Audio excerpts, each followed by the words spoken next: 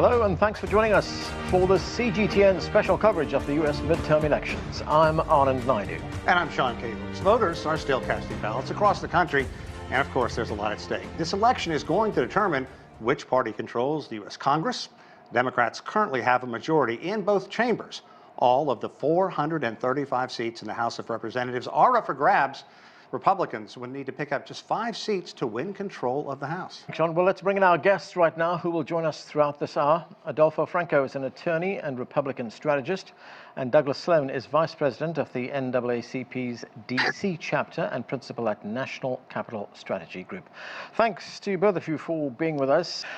Douglas Sloan, great to have you with us. What are your thoughts on that? Mixed expectations for the Democrats. As I said, the polling is showing Republicans could take the House, but the Senate, of course, is too close right now. Where do you see it going? Well, regarding the House, I'm inclined to agree with Adolfo on that. It looks like the Republicans are going to take the House back, as is par for the course of any midterm election with the opposing party in the White House. Regarding the Senate, I'm gonna disagree with him a bit there. I think that the Dems will hold the Senate. I think that we will maintain control over all of the incumbent seats, including Nevada, New Hampshire, Colorado, where we have a big lead last time I checked, and gain the seat in Pennsylvania with the race of Fetterman over Oz. And I understand, well, just looking at the polls, I'm just going with the polls that have been put out showing, Fetterman over Oz by 5 points. I also have Warnock beating Walker in Georgia. That's another 3-point lead. New Hampshire, Hassan over Bolduc, that's another 4-point lead. Colorado, that's a 10-point lead with Bennett over O'Day.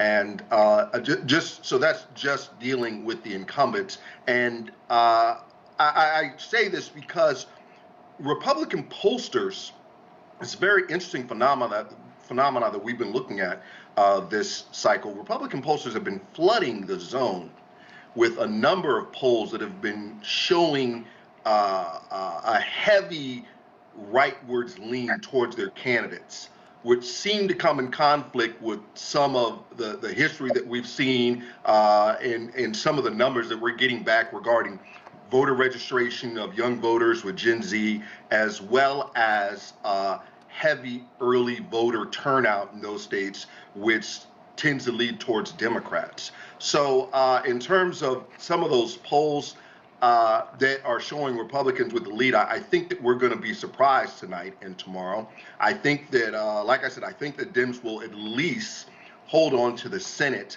by 1 seat, but we may be surprised. We may be surprised in Ohio. The last time I checked that poll, Vance was leading by only 2 points, and we may be surprised in Wisconsin. But if I had to bet money on it, I would say that the Dems are going to hold the Senate by 1 seat. Will rather hold the Senate and win by an additional seat, and that will in all likelihood going to lose the House. Well, may I comment on that quickly? Yeah, very quickly, Adolfo, go ahead. Yeah, Douglas is my friend. Spring hopes eternal. I hope we can come on the show a little later tonight when the returns are in. Okay. I'm using the Real Clear Politics average. Those numbers are not what the Real Clear Politics average show. The average. Right. There are Republican polls that show us winning in all of these states, and there are Democratic polls that show what Douglas is saying. I'm telling you what the average is for this program, which I take seriously. The average does not have, a 4-point a lead for Fetterman or a 10-point for Bennett in Colorado. They just don't, Douglas. Right. They show them as dead heats.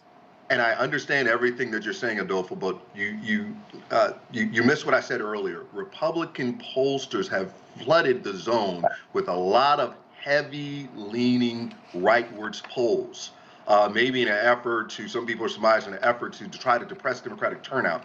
And so what we're seeing is when you're looking at Real Clear Politics, which has leaned heavily right in the past couple of cycles, and even going with 538, they're using their aggregate which includes a majority of Republican polling firms. Even going with Real Clear or going with 538, that still is going to show a heavy Republican lean. And what I'm talking about, which we know that we can, it is tried and true for many different election cycles, is early voter turnout, which goes towards Dems, and young voter registration, Gen Z voter registration. Young people are idealistic; they tend to vote Democratic. So that's what more along the line of what I'm basing it on, because we're seeing so many Republican pollsters flood the zones. And I'd love to come back later on tonight or tomorrow to discuss this, to see who is right and who is wrong. Okay. Let's get to our panel. Joining me now here in Washington, D.C. is Adolfo Franco. He is an attorney and Republican strategist. Also with us is Douglas Sloan. He is principal and senior political analyst at National Capital Strategy Group.